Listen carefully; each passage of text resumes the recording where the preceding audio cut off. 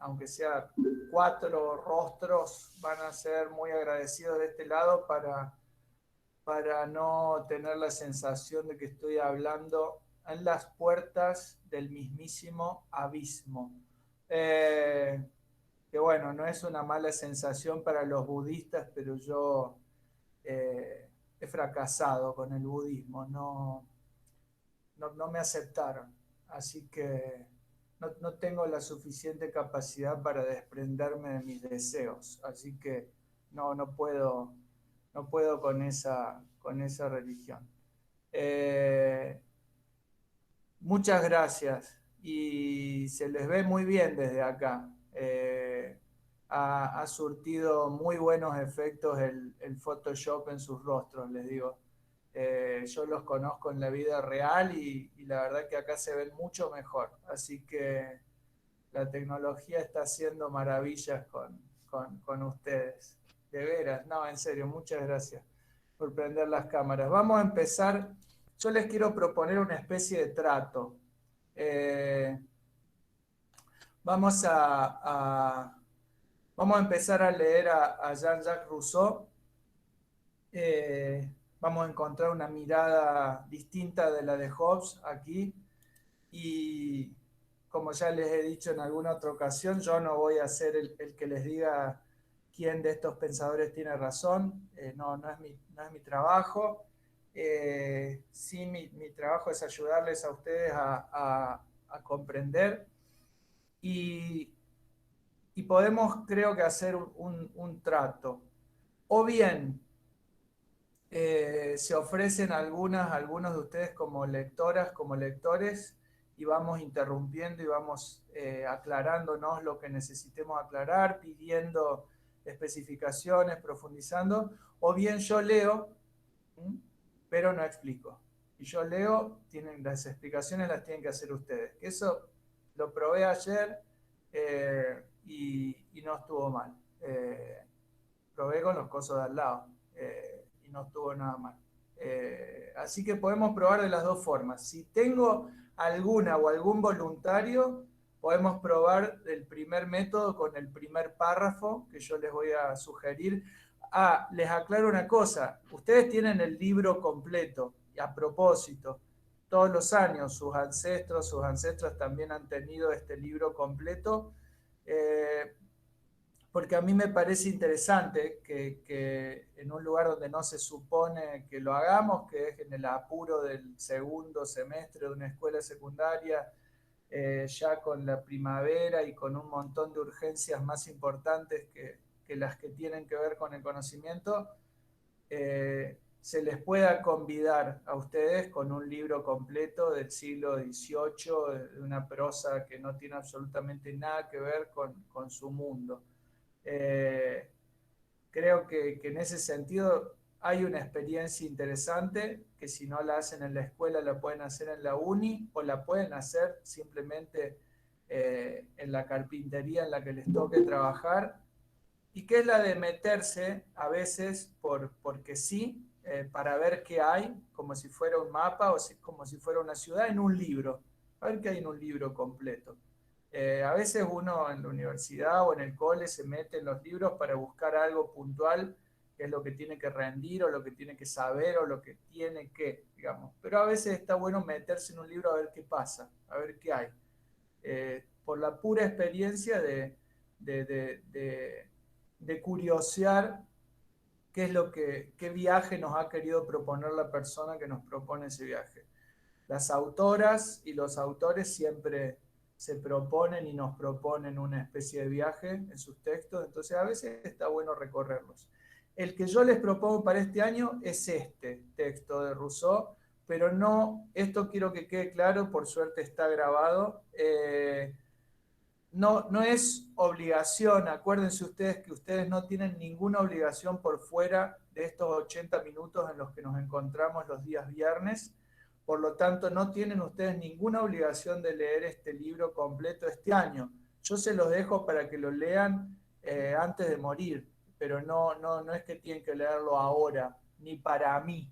El libro es para ustedes. Lo que vamos a leer en clase, esto es lo que quiero que tengan bien claro, y le pido disculpas también a ustedes y a todo el sistema educativo por eso. Vamos a leer recortes, párrafos que por ahí en algunas ocasiones ustedes no sepan de dónde viene ese párrafo, qué vino diciendo antes el tipo o qué va a decir después. Y por eso usen todas las posibilidades y los derechos que ustedes tienen de preguntar. Y si tienen que preguntar 1000 veces, pregunten 1000 veces. Eso espero que sea claro para ustedes, que no dejen pasar cosas sin comprender. Por más que les parezca una soncera o digan, che, me da vergüenza preguntar esto porque por ahí todos lo saben, nunca nadie sabe. Esa frase tendríamos que hacernos una remera, nunca nadie sabe, así que pregunten. Y, y bueno, eso. Ahora ya mismo vamos a empezar en un párrafo que ya van a ver en el PDF, está en la página 9 de un PDF, o sea que en la página en octavo mayor o en la página en cuarto menor del texto es capaz que es la página 34. Entonces, vamos a ir leyendo de esa manera, de una manera muy salteada para poder leer juntos, digamos. Esa es la apuesta. El libro completo les queda para ustedes para que lo lean con sus nietas, con sus nietos, a la orilla de algún río. Así que bueno, como ustedes quieran. Puedo empezar a leer yo o si tengo alguna voluntaria o algún voluntario, leemos este párrafo y yo explico. Acuérdense, si yo explico, no leo. Si yo leo, no explico. Esa segunda de que yo lea y no explique la vamos a hacer, porque está buena. Y las explicaciones de ustedes suelen ser más breves y a veces bastante mejores que las mías. Así que eso lo vamos a hacer. Pero una pregunta, Dale, ¿es el sí. que dice discurso sobre el origen de la desigualdad entre los Ya hombres? mismo se los comparto. Yo ya mismo se los comparto y ustedes, por supuesto, si lo tienen allí con ustedes, mejor. Pero yo ya mismo se los comparto y quiero que alguien me diga cuáles son las primeras dos palabras que ven allí, en lo que yo les... No piensen No por pienses. esto. Perfecto. Ahí tenemos que estar. Bueno, ¿tengo algún voluntario, alguna voluntaria? Este está completo el párrafo. Este es el párrafo que vamos a leer ahora. Perdón, ¿qué página es esa, Fer? Y es la página 9 del PDF. Ok. Sí, es la página 9 del PDF. No sé qué página es del texto original. ¿Quiere leer a alguien o quieren que comience yo? Como ustedes quieran. Creo que no estoy en el texto porque no lo encuentro. Yo lo estoy presentando ahora. No sé si se ve la presentación. Sí, sí se ve. Bueno, ¿quiere comenzar alguien? Yo, sí. Bueno, entonces ¿Empiezo? ese párrafo, ¿ves hasta abajo o te tapa el cartelito de Meet, Valen?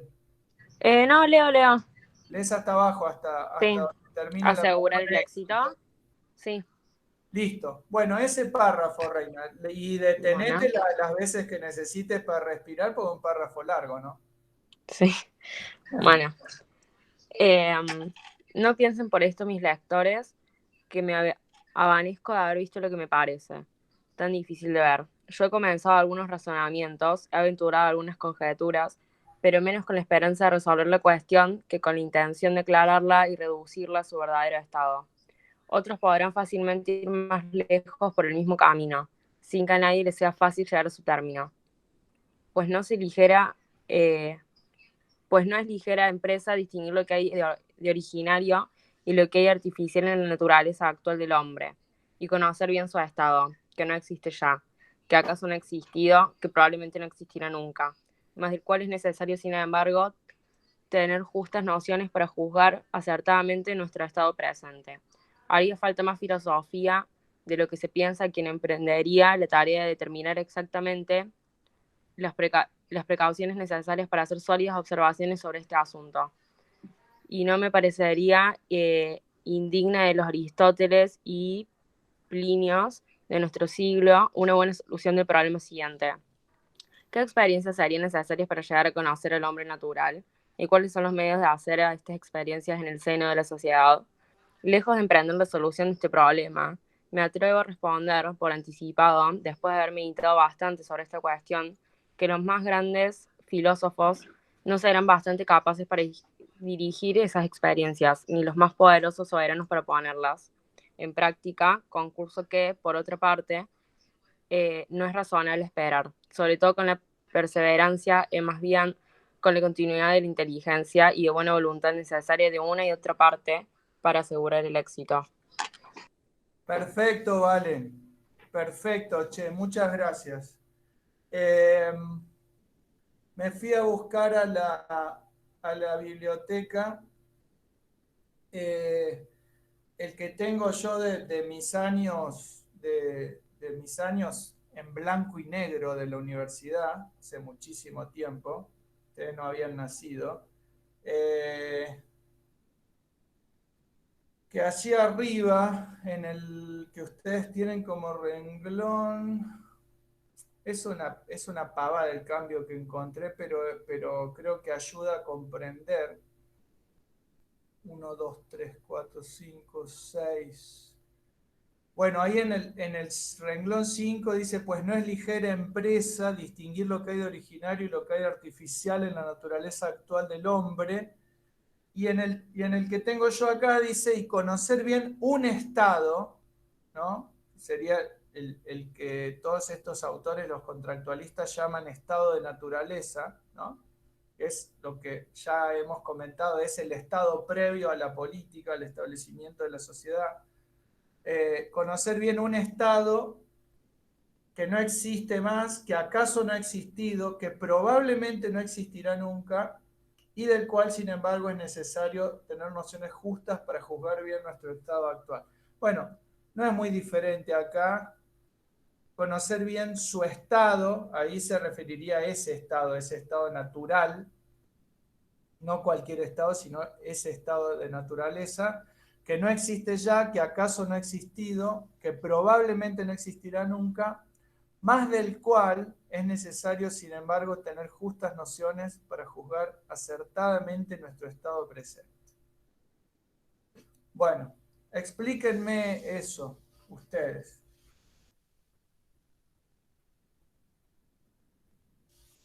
¿Qué? Se nota como una oposición muy grande entre, bueno, entre la palabra de Rousseau y lo que habíamos visto antes de Hobbes. Es como que él habla acá de que no existe un estado natural del hombre, que nunca existió, que nunca existirá, digamos, y que no existe actualmente. Y para mí se opone en cierta forma a esa figura de, va, todo lo que había hablado antes, es como que es totalmente la visión opuesta para mí.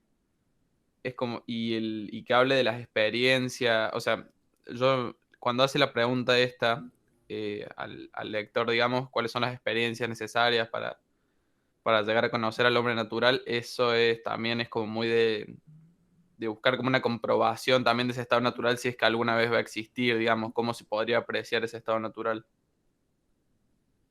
Está buena esa pregunta también. Está bueno remarcar esa pregunta. ¿Qué experiencias hacen falta?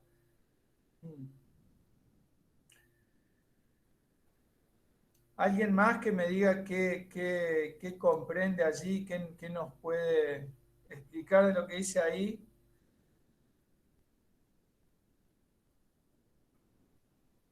Según Simón hay una oposición total ahí con Hobbes. Eh, pero hay algo más, hay algo más. Yo creo que no es tan blanco y negro. O sea, para mí, si bien piensa que no hay una naturaleza determinante de las acciones del hombre, lo que va a intentar él es acercarse a eso con la certeza de que capaz esté equivocado. Pero no sé si él dice que el hombre por naturaleza no tiene nada de características, sino que en el buscar esa característica siempre hay que meter a la filosofía de por medio y cuestionarse constantemente si es tan así, digamos. A ver, creo que ahí hay un hilo para que tiremos. Ahí me avisa Guada que a Monse se le cortó la luz. Gracias, Guada, por avisar. Bueno, ojalá que pueda volver, y si no vuelve, le ofreceremos esta grabación, que va a estar bien. Digo, tiremos de ese hilo, porque ahí ya me dice, en todo caso se trata de meter la filosofía en el medio, y ahí yo les convido con un salto, un gran salto al comienzo del año, cuando por ahí discutíamos, conversábamos sobre la relación entre la filosofía y la ciencia, o las diferencias entre la filosofía y la ciencia. ¿Qué tipo de conocimiento es el que cree Rousseau que no vamos a poder tener nunca del estado de naturaleza?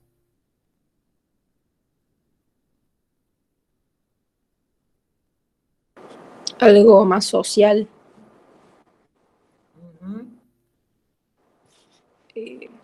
relacionado con la interacción, bueno, porque él dice experiencias y dice en el seno de la sociedad.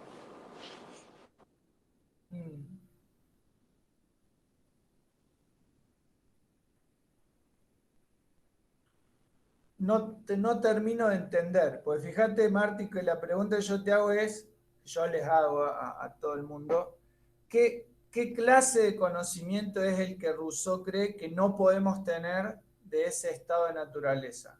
Lo que empezó diciendo Simón, que recién ya me decía, parece que el tipo quiere que metamos la filosofía en el medio. Yo quiero que me terminen de aclarar ustedes, creo que podemos tirar de todas esas puntas y que podemos armar algo con eso. Eso es lo que les propongo. Que sí hay un conocimiento que no podemos tener, que sí hay algo en lo que este autor se opone rotundamente a Hobbes. Me gustaría también que afinemos eso, de qué manera se está oponiendo a Hobbes, aquí, en este párrafo, y en qué sentido habría que meter la filosofía, qué significa meter la filosofía acá. La pista que les doy, que creo que es una buena pista, es que piensen en relación con la ciencia.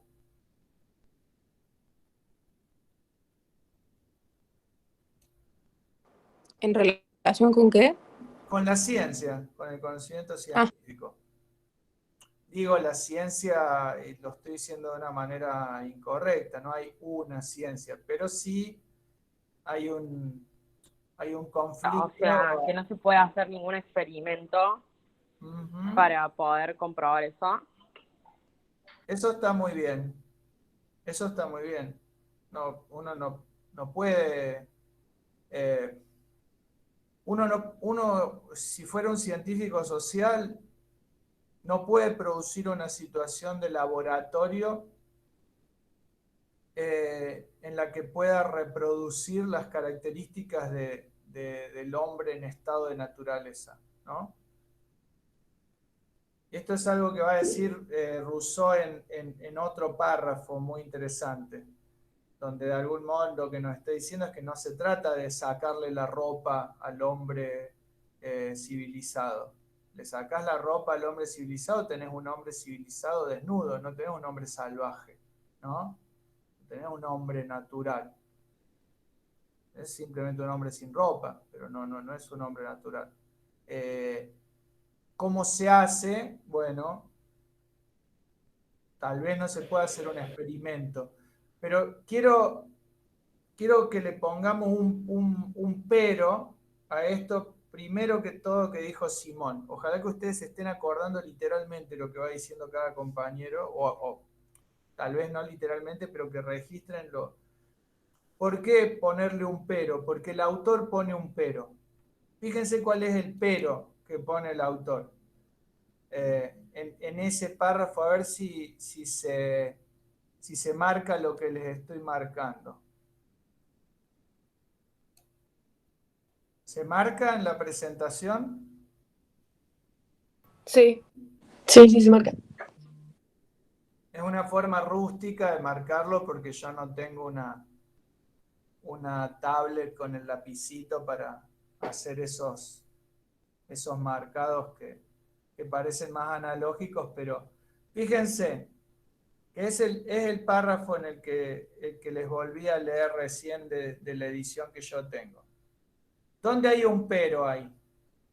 Es un pero que es el que se usa en el castellano antiguo, en el castellano castizo, digamos. ¿Cuál es el pero ahí? El pues. No, el pues no es un pero. El más. Más del cual El innecesario. más sin acento. El más sin acento es el pero del castellano antiguo. ¿Mm? Fíjense lo que dice después de ese pero. Y esa es la parte que me interesa acá que hagamos chocar. Porque por un lado el tipo nos está diciendo que ese estado de naturaleza no solo no podemos hacer un experimento para traerlo de vuelta al presente, sino que probablemente no existió. Fíjense que ahí dice que acaso no ha existido. No es solo que no existe ya, sino que acaso no ha existido, que probablemente no existirá nunca, ¿no? Pero, ¿no?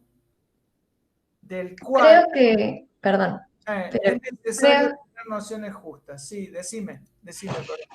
que toma, digamos, esto que decía Simón, de que se opone totalmente a Hobbes en esta cuestión de que plantea la posible no existencia de una naturaleza humana, pero la cree necesario, o sea, cree necesario pensarla e imaginarla como para comprender la conducta humana actual, como esta cuestión de la filosofía de buscar pensar esto sin llegar a una respuesta concreta, pero para elaborar distintas preguntas y respuestas que lleven a la reflexión. Indeed. Me gusta mucho eso que acaba de decir Melina, ¿eh? Creo que hay que seguir tirando de ahí. Creo que va muy bien encaminado. Fíjense, me estoy acordando, mientras creo que la vi a Franca Garraza, ¿puede ser?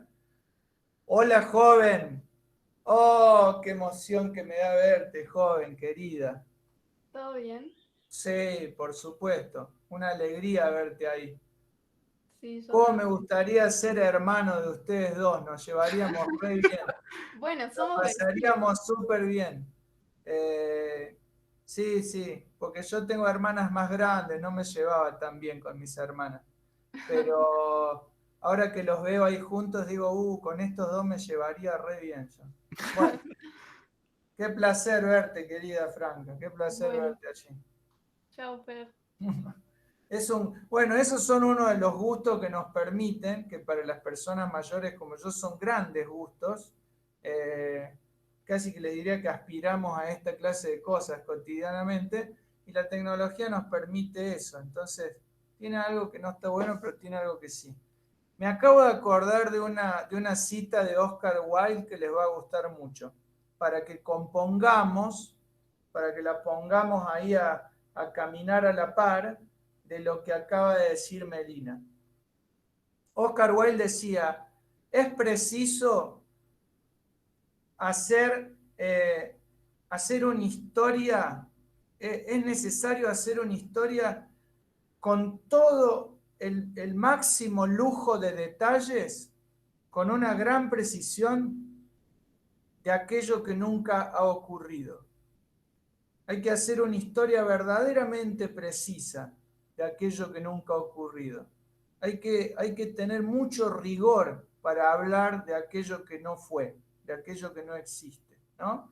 Eso es una cosa que decía Oscar Wilde y uno podría interpretarlo como un puro gesto irónico o una pura defensa de la literatura o del arte, que en el fondo muchas veces son procedimientos muy rigurosos, ligados completamente a la imaginación, a cosas que no son fácticas. Pero yo creo que si nos situamos en el terreno político y le asignamos a la imaginación el lugar eminentemente protagónico que tiene la imaginación en la política, podemos tirar un poco más de este hilo y decir, tratar de comprender esta paradoja. Acuérdense que nosotros estamos acá para comprender paradojas, no para quedarnos embelesados con lo bien que suenan las paradojas. No nos interesa solamente lo bien que suenan o los sabios que parecen las frases en las que se formulan paradojas, sino que nosotros somos los ñoños que las queremos resolver. Eso es la filosofía, ¿no? El terreno de los poetas es el terreno de los poetas. Nosotros acá las resolvemos, las comprendemos. Por supuesto, pierden parte de su belleza porque nos ponemos a explicar y es largo y es pesado. No importa, nosotros las resolvemos. Acá hay una paradoja, porque hay un tipo que nos está diciendo el estado de naturaleza no existió, no existe y probablemente no exista nunca. Sin embargo, hay que formarse nociones justas sobre él para juzgar nuestro estado presente o, podríamos agregar, para actuar en el presente. ¿Qué significa eso? ¿Qué otra vuelta le podemos dar o cómo podemos resolver esa paradoja de que alguien nos esté diciendo que nuestra tarea como filósofos es formarnos nociones muy precisas de algo que nunca existió? ¿Qué sentido tiene esto aquí? Esa es la pregunta que les hago. ¿Qué sentido tiene formarse nociones justas de este estado de naturaleza? El de conocer una realidad que por ahí no es la propia. O sea, es como que si uno no comprende qué es lo que por ahí no existe, pero si uno nunca lo entiende, es como que nunca llega a poder ver si en algún momento se podrá ver reflejado en la realidad. O por ahí prepararse para un estado de naturaleza que por ahí no es el más óptimo, o por ahí no es el que más ayuda al ser humano, y poder entender en el momento en el que quizás llegue qué es lo que eso significa, digamos. Pero si uno no sabe qué es, jamás va a poder distinguirlo. Miren, así como recién le acompañé la muy buena síntesis que hizo Melina con esta frase de Oscar Wilde, que creo que van a seguir caminando bien acompañadas las dos por allí.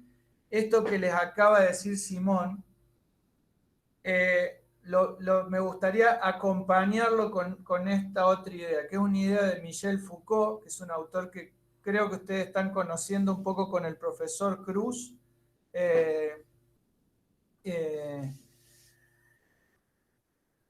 Y Michel Foucault dice una cosa muy interesante, dice que uno de los motivos por los que tenemos que estudiar la historia de nuestras sociedades es para tratar de llegar a esos momentos. Voy a aprovechar que Simón utilizaba la idea del momento, para retroceder en el tiempo y llegar a esos momentos en los que no una persona individual ni una sociedad en exclusiva, pero sí en determinados lugares y en determinadas situaciones se tomaron decisiones. Dice Foucault, ese momento en el que la historia podía ir para allá o para allá. Y terminó dirigiéndose hacia allá, ¿no? ¿Qué había acá? ¿Qué había en esta otra posibilidad? ¿Cuál fue la última formulación precisa de este posible destino histórico? ¿Cuál fue la última forma que tuvo este posible destino histórico, este camino que no se siguió? Conocer eso, como decía recién Simón, es conocer algo que podríamos haber sido, y conocer que podríamos haber sido eso, dice Foucault, es conocer que todavía podemos llegar a serlo. No está... desenterrarlo en términos de conocimiento histórico también es desenterrarlo en términos de posibilidad.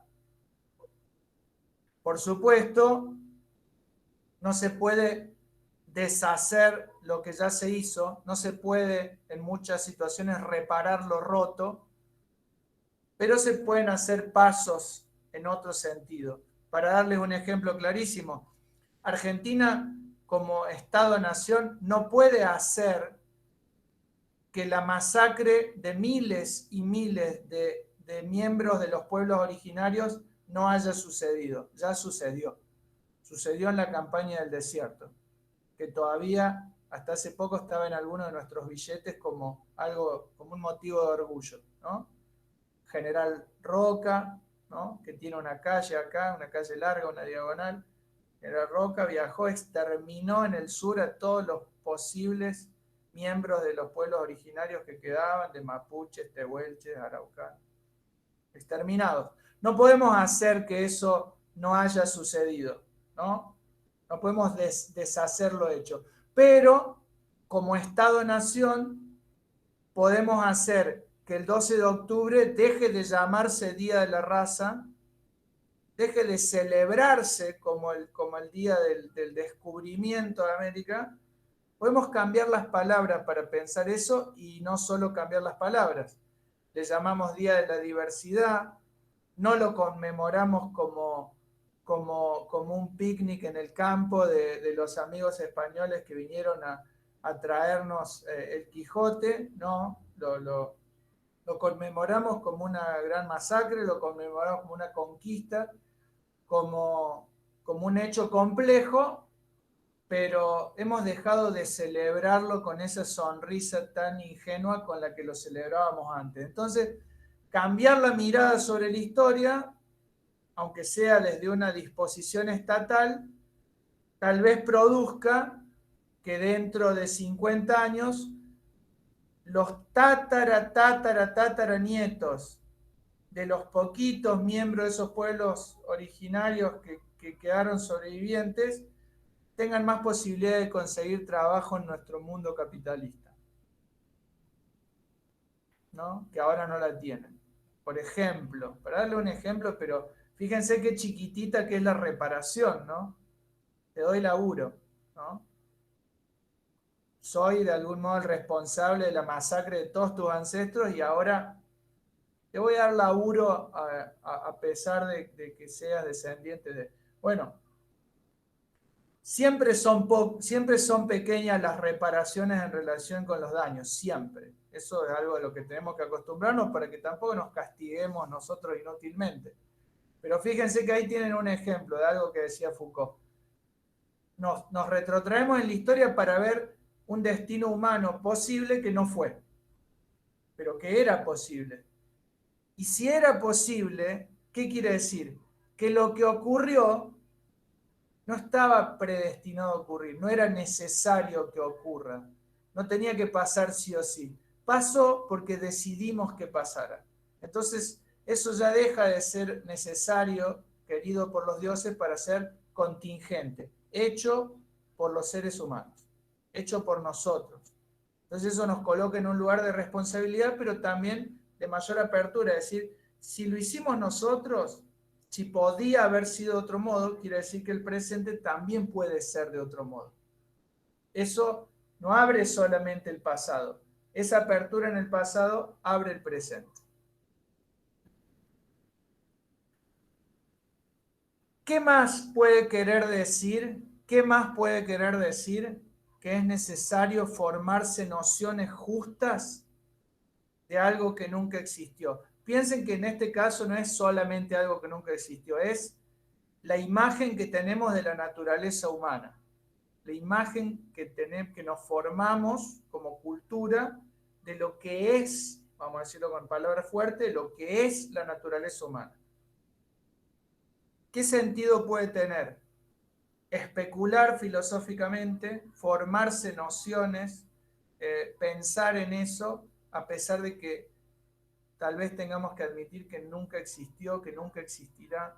¿Qué sentido tiene? Ahora quiero que piensen bien qué sentido político tiene eso, filosófico y político. Pero Fer, ¿cómo determinas que esas nociones son justas? O sea, ¿quién decide eso? Esa es una excelente pregunta, pero para poder responder esa pregunta tenemos que comprender qué sentido tiene. Para yo poder decirte, y esas nociones son justas en esta medida, o en comparación con esto otro, para eso es para lo que tenemos que comprender bien qué sentido político tiene y qué sentido filosófico tiene formarse esas nociones. Creo que recién Melina y Simón avanzaron un paso, y tal vez yo te diría, Yami, que en vez de usar la palabra justas, que está puesta ahí de un modo medio provocativo, como la de Oscar Wilde, la historia precisa de lo que nunca ocurrió, creo que lo justo en el caso de Rousseau o lo preciso en el caso de Wilde aluden a la seriedad con la que tenemos que formularnos esas nociones, no a la justicia que van a tener después en comparación con qué, o en un experimento que, como bien decía Valentina hace un rato, no vamos a poder hacer. No van a ser justas en ese sentido. Por eso, al comienzo de todo les pregunté, ¿qué tipo de conocimiento no podemos tener sobre esta naturaleza? Sí, un conocimiento científico. No podemos tener un conocimiento de ciencias sociales, en términos de decir esto, sí, históricamente podemos decir que así fue el estado de naturaleza. No tenemos esa posibilidad. No hay documentos, no hay testimonios, no tenemos forma de saber cómo era la naturaleza humana antes de las sociedades, antes de los primeros clanes, antes, no sabemos. Tenemos indicios, pero formarnos científicamente una noción sobre eso, ya van a ver cuando sigamos leyendo que Rousseau es muy consciente de eso. Pero ¿qué sentido tiene? Vuelvo a preguntar. Formarse nociones con seriedad, tomarse el trabajo de pensar estas cosas, aunque sean sobre algo que no ha existido.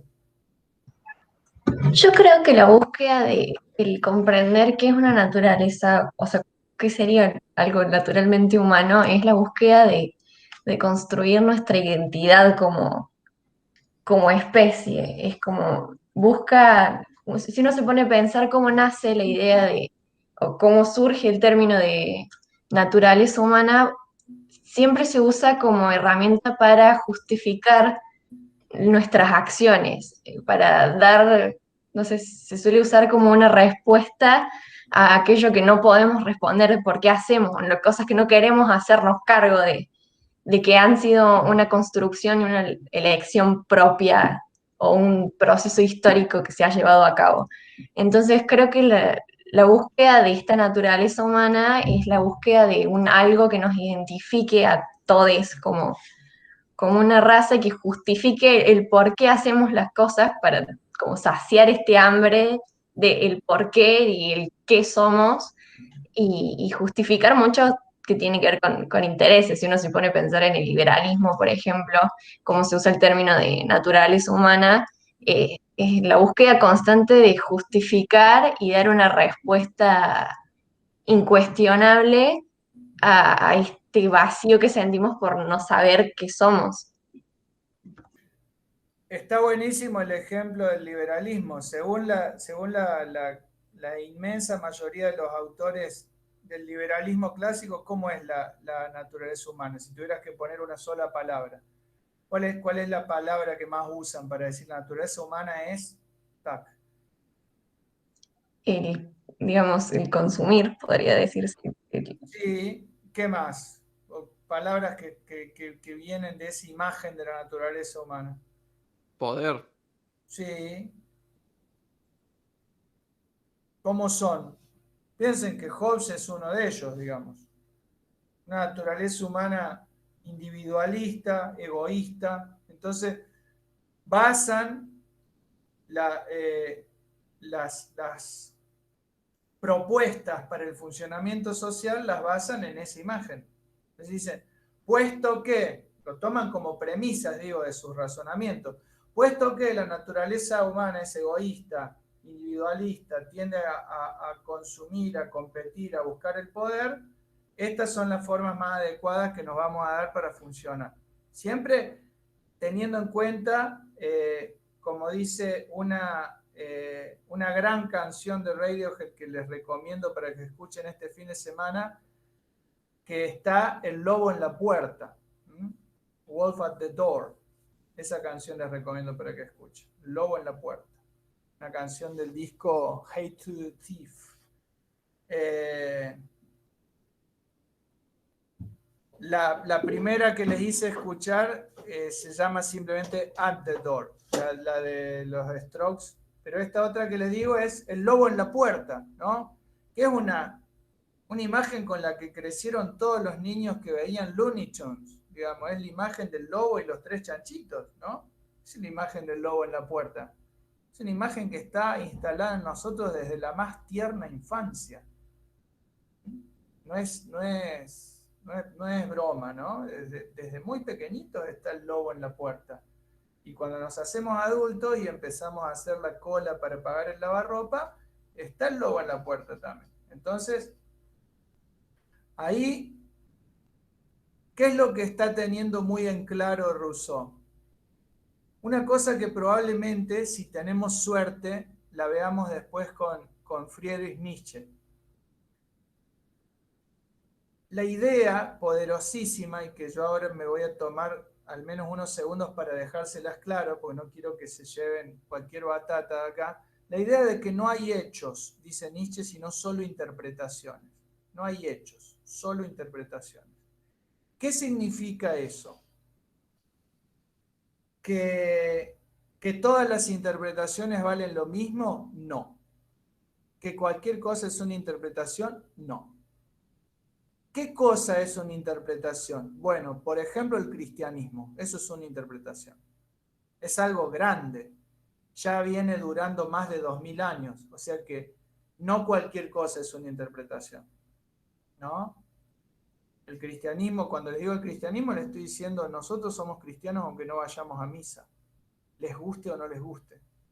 Entonces, esa interpretación corre de manera subcutánea por nosotros, por nuestras venas, nos guste o no nos guste, nos ha formado como parte de una determinada cultura, de una determinada forma de vida, que alberga muchas formas de vida, pero esta interpretación es transversal, ¿no? Hasta los marxistas fueron eminentemente cristianos en su manera de entender la historia, que se dirigía hacia un horizonte de salvación también, ¿no?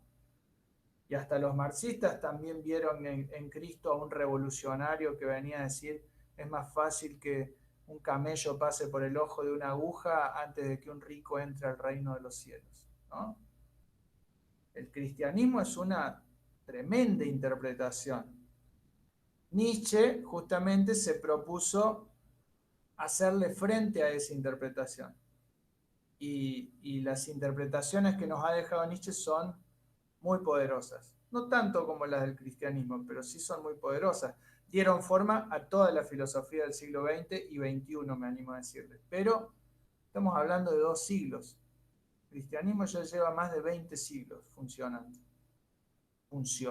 Quiero decir, articulando modos de vida, formas de comportamiento económico, sexual, social, educativo, artístico.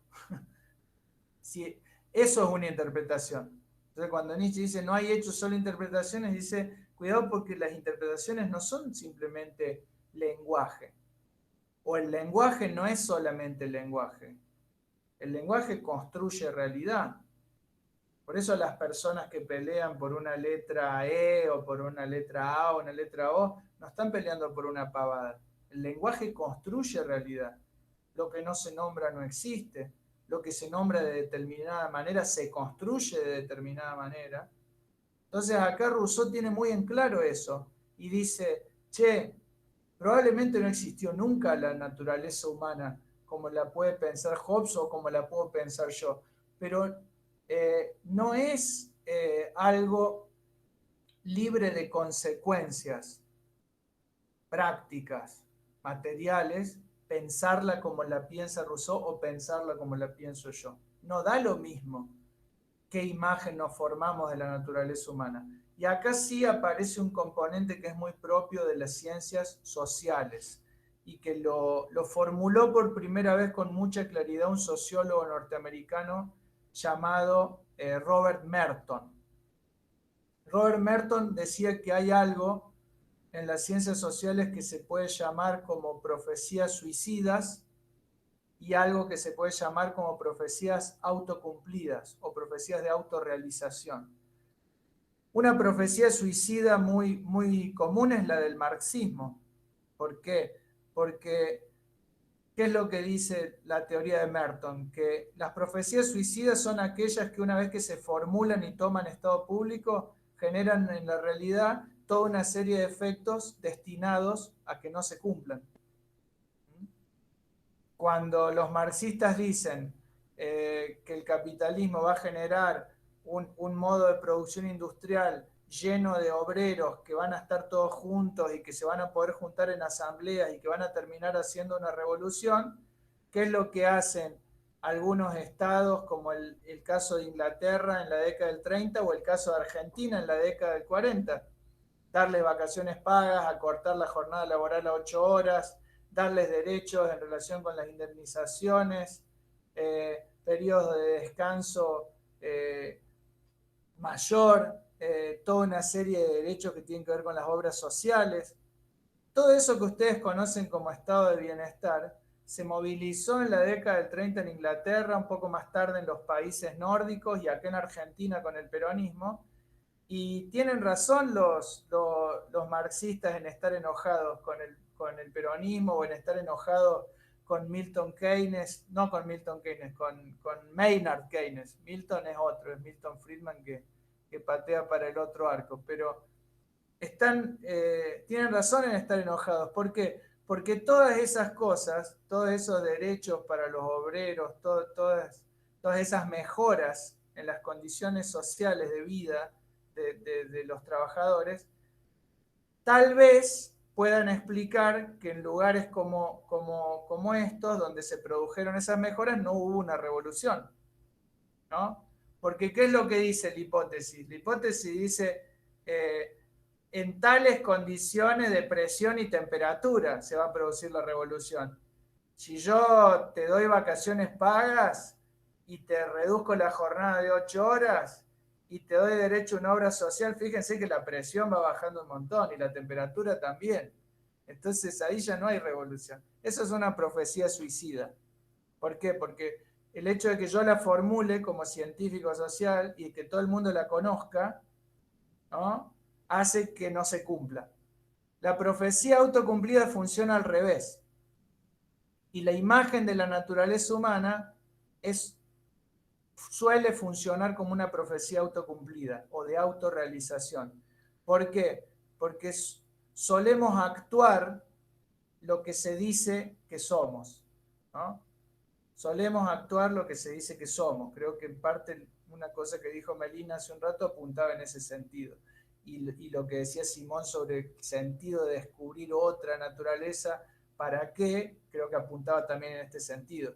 Si se nos dice desde el primer grado que somos malos para las matemáticas, es muy probable que lleguemos a sexto siendo malos para matemáticas. Es muy probable. Si se nos dice desde muy pequeñito que lo nuestro es tal cosa y lo nuestro no es tal otra, y probablemente lo actuemos. Eso lo estudió un sociólogo, Pierre Bourdieu, en un libro sobre la escuela que se llama La reproducción, ¿no? Tendemos a reproducir lo que se dice que somos, las etiquetas que nos ponen, ¿no? Cuando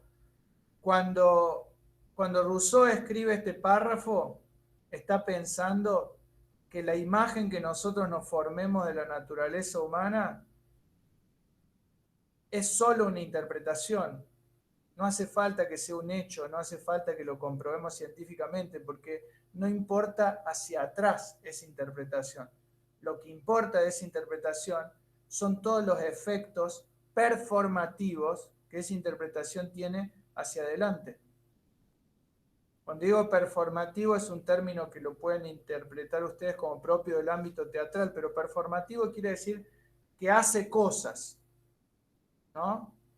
yo les digo, recién les decía el lenguaje. El lenguaje dice cosas, pero hay autores que también nos han explicado que el lenguaje hace cosas, construye. ¿Mm? Bueno, las interpretaciones hacen cosas. Entonces, ¿por qué es tanta la insistencia con la que Rousseau va a discutir con Hobbes?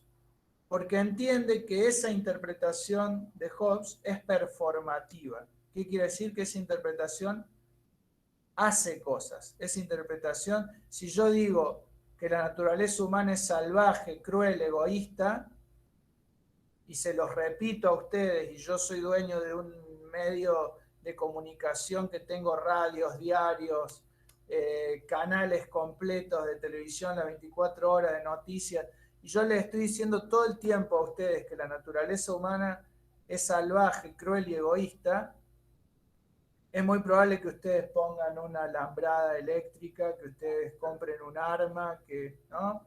Es muy probable que ustedes estén, como hablábamos la otra vez cuando debatíamos sobre el documental, ¿no? Sobre la hora del lobo. Tener el lobo en la puerta, ¿no? Tener el lobo en la puerta nos vuelve chanchitos asustados. No queda otra, digamos. Entonces, allí no es poco lo que se juega, si pensamos en el futuro, si pensamos en lo que les toque a ustedes de aquí en adelante, no es poco lo que se juega en las interpretaciones, en la lucha por estas interpretaciones, no es poco lo que se juega, en hasta qué punto yo estoy dispuesto a aceptar que el hombre es el lobo del hombre, que el hombre es por naturaleza salvaje, cruel y egoísta, ¿no? Si yo me permito discutir eso, tal vez yo me permita vivir de otro modo y los que están al lado tal vez primero levanten las cejas, digan, qué raro, pero tal vez después encuentren algo interesante allí, se copien, somos seres imitativos, ¿no? Nuestros hijos nos imitan, nosotros imitamos a nuestros viejos, y en la imitación social pueden aparecer maravillas, digamos. Entonces, esto para decir lo de las interpretaciones.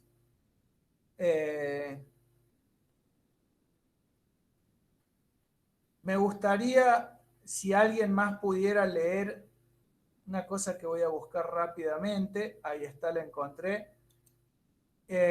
No sé si la ven, pero antes de que leamos esa parte, quisiera que alguien más, que no sea las personas que hablaron, me diga si se entiende, si algo de lo que dijimos, Melina, Simón, Valentina, Martina, Yamila o yo, si hace falta aclarar algo, si hay algo que está quedando oscuro.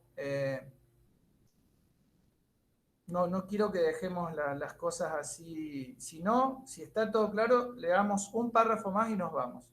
Un parrafito más y nos vamos.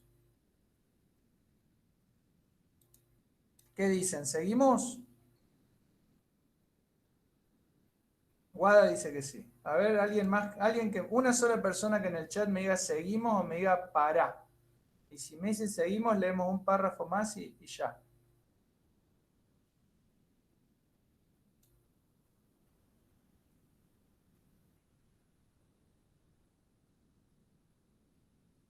Yo digo que sigamos, Fer. Perfecto, Peque. Your wish is my command. Vamos por ahí. Les leo rápido yo, así no me pongo a buscar voluntarios. Dejando pues, fíjense esto, porque acá este autor que estamos leyendo es el padre del romanticismo, el padre de la izquierda y es el padre de la escuela nueva también. Así que presten atención los párrafos que estamos leyendo. De veras les digo, este tipo lo podemos poner en el inicio de esas tres tradiciones. En el inicio de esas tres tradiciones. Fíjense este párrafo. Dejando pues todos los libros científicos que solo nos enseñan a ver a los hombres tal como ellos se han ido formando y meditando sobre las primeras y las más simples operaciones del alma humana, creo advertir dos principios anteriores a la razón, uno de los cuales nos interesa vivamente para nuestro bienestar y el otro que nos inspira una repugnancia natural si vemos sufrir o perecer a cualquier ser sensible, principalmente a nuestros semejantes.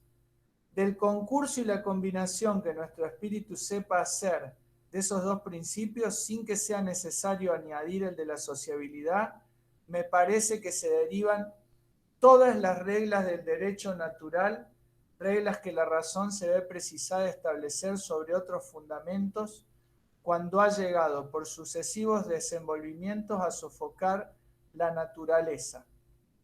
De este modo, no es necesario hacer del hombre un filósofo antes de hacer de él un hombre.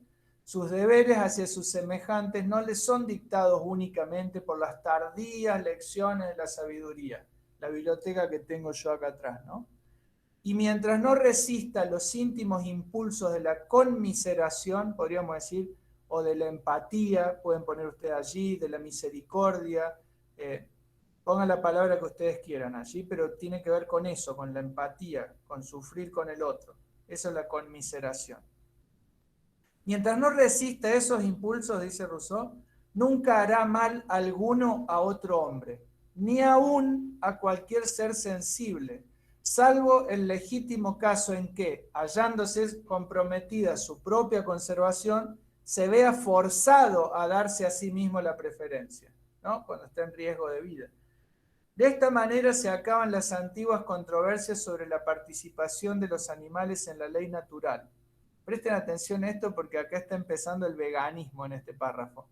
Pues es claro que, hallándose privados de entendimiento y de libertad, no pueden reconocer los animales esta ley.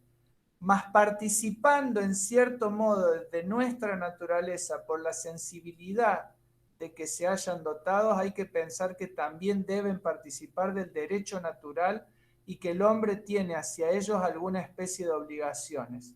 Parece ser, en efecto, que si estoy obligado a no hacer ningún mal a mis semejantes, es menos, presten atención, si yo estoy obligado a no hacerle daño al resto de los seres humanos, fíjense lo que dice Rousseau, es menos por su condición de ser razonables o de ser racionales que por su cualidad de ser sensible. Cualidad que siendo común al animal y al hombre, debe al menos darle a aquel, el derecho de no ser maltratado inútilmente por este. O sea, darle al animal el derecho de no ser maltratado inútilmente por el hombre. Este mismo estudio del hombre original, de sus necesidades verdaderas y de los principios fundamentales de sus deberes, es el único medio adecuado que pueda emplearse para resolver esa muchedumbre de dificultades que se presentan sobre el origen de la desigualdad moral, sobre los verdaderos fundamentos del cuerpo político, sobre los derechos recíprocos de sus miembros y sobre otras 1000 cuestiones parecidas tan importantes como mal aclaradas históricamente. Bueno, en el primer párrafo, acá, donde Rousseau pone en primer plano el romanticismo, después si quieren la clase que viene les explico como un poco más detalladamente qué es el romanticismo en términos culturales, digamos, no en términos de movimiento que tiene que ver sobre todo con el siglo XIX en Europa, que tiene mucho que ver con la literatura, también con la pintura, con la música, pero que no coincide el inicio del romanticismo en todas las artes. En literatura tal vez empieza a fines del siglo XVIII, y en música, si ustedes quieren pensar el inicio del romanticismo, tienen que pensar en Beethoven, en la utilización del piano, a diferencia del clavecín que usaba Mozart, el romanticismo en música tiene que ver con el piano, con la intensidad, el silencio, esa sonoridad que tiene el piano que no tenía el clavecín. Y en otras artes tiene que ver con distintas cosas, en pintura tiene que ver con otra cosa y en literatura, pero fundamentalmente el romanticismo tiene que ver con una reivindicación de la pasión por encima de la razón, una reivindicación de la sensibilidad por encima de la razón. Y acá, fíjense que Rousseau arranca diciéndonos, dejando a un lado todos los libros científicos, ¿no? ¿Qué es lo que aparece para él en el ser humano que él lo contrasta con Hobbes? ¿Cuál es una característica que para él aparece acá y que no tiene nada que ver con la naturaleza humana según Hobbes? Que es una cosa instintiva, fíjense. ¿Qué es lo que aparece acá?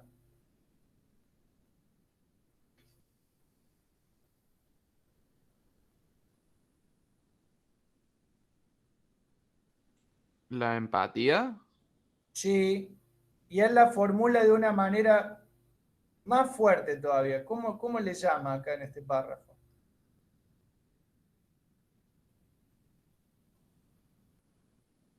Lo sensible. Fíjense que aparece con un término muy, pero muy fuerte. La repugnancia natural de ver sufrir al otro. Exacto, exacto. Repugnancia natural de ver sufrir a otro ser sensible, dicen. Ni siquiera dice a otro ser humano, ¿no?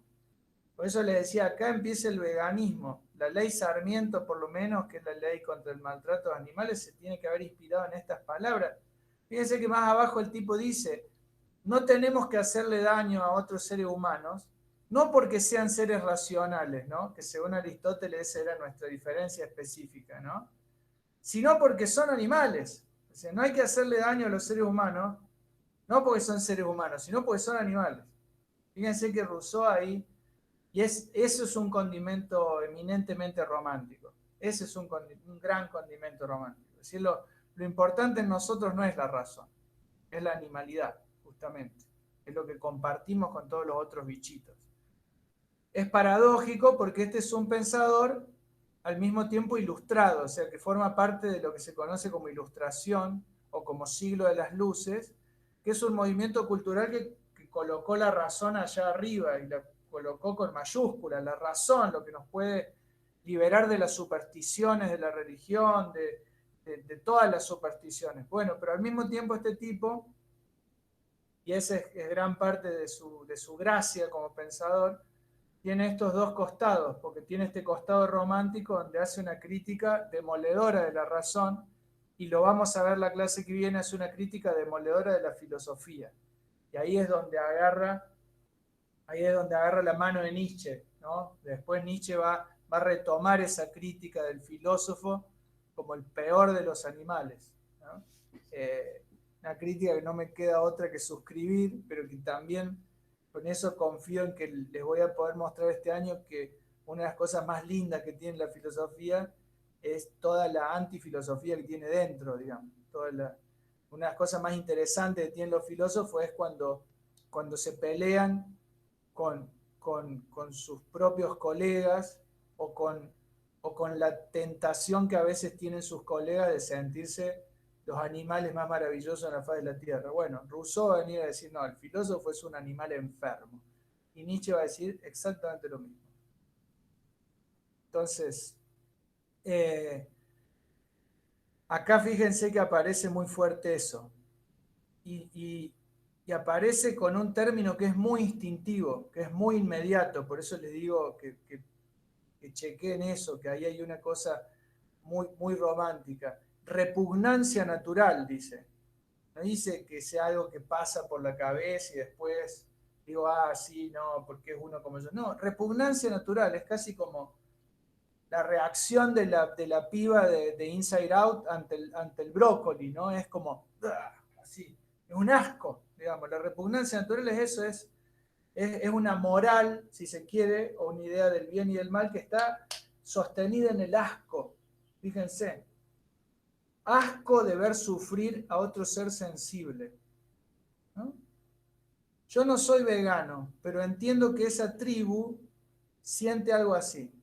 Por eso respeto, ¿no? Y por eso también como que me siento como medio culpable cuando converso con alguien de esa tribu, o me siento como en problemas, vamos a decirlo de esta manera, en problemas, me siento en apuro, me siento como un poco avergonzado, y no me disgusta esa vergüenza. Karl Marx decía, la vergüenza es un sentimiento revolucionario. No está mal avergonzarse. Muchas veces está bueno avergonzarse, porque es el indicio de que uno o una quiere ser otra cosa que la que es.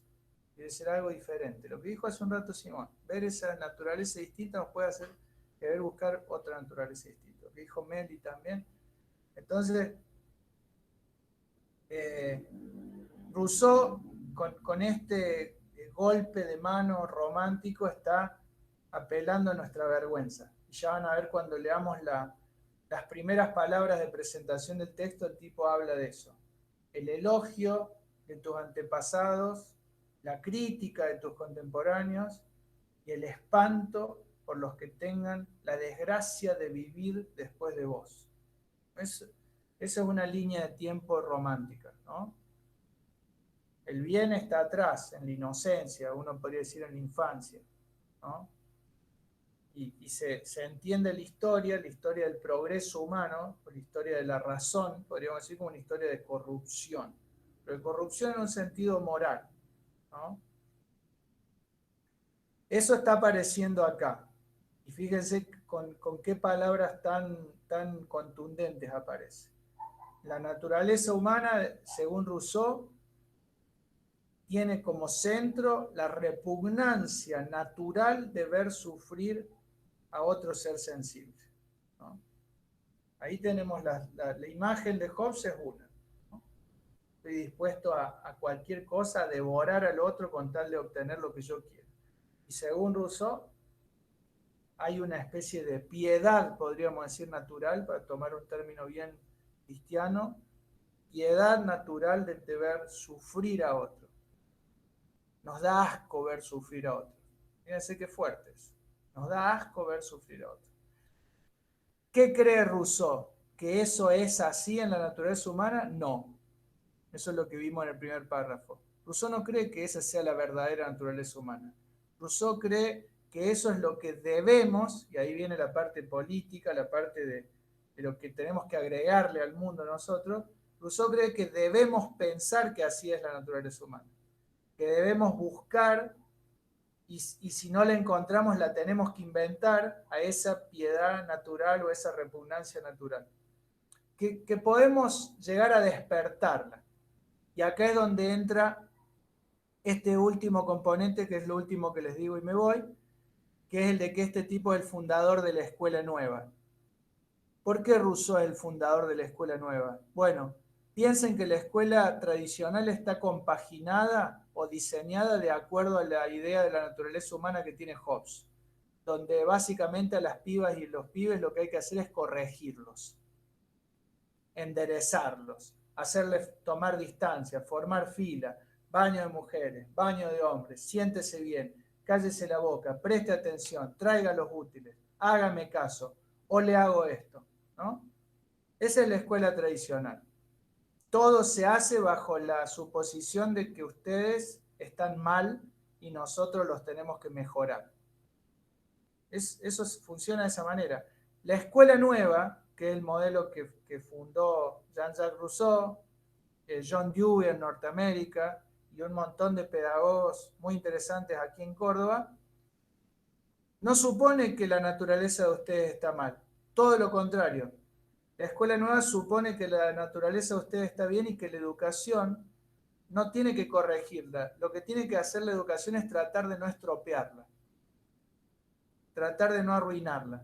Entonces, como que vos pasás del lugar de un docente que tiene la misión como de un coronel que tiene que ordenar a una masa o de un artista que tiene que darle forma a algo que no tiene forma, pasás a la situación que es similar a la de un bibliotecario con volúmenes muy frágiles que los tocas y se pueden deshacer, y que decís, lo que yo tengo que tratar de hacer es de acompañar bien todas estas potencialidades y no romperlas, no arruinarlas.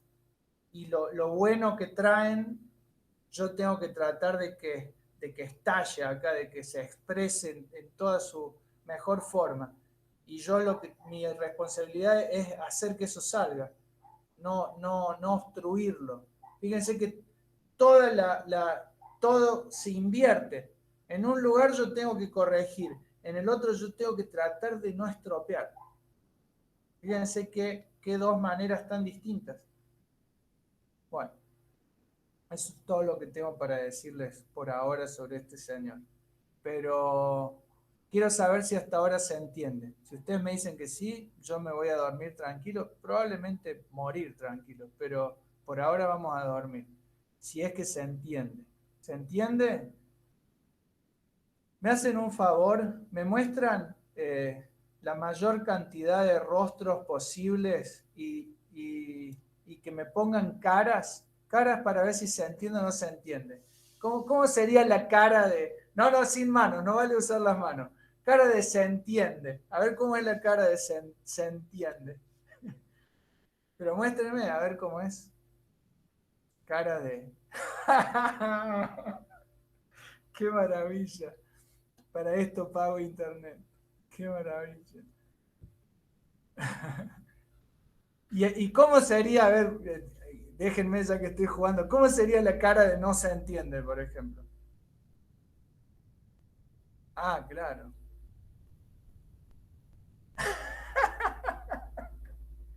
¡Qué maravilla!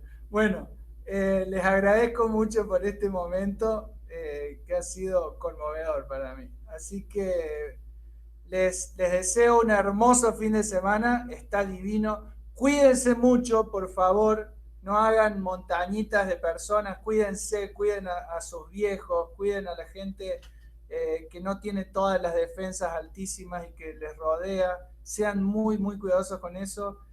Acompáñense como mejor puedan, dense cariño, son una bella tribu. Así que bueno, yo les deseo un buen fin de semana. Gracias, Fer. Gracias, Igualmente. Fer, igualmente. Gracias, Fer. Nos vemos. Chao, Fer. Profe. Gracias, Fer. Nos vemos. Gracias.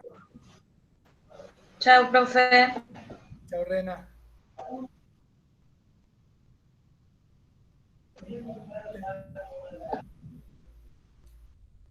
¿Viste cómo hacían cara? Estoy grabando,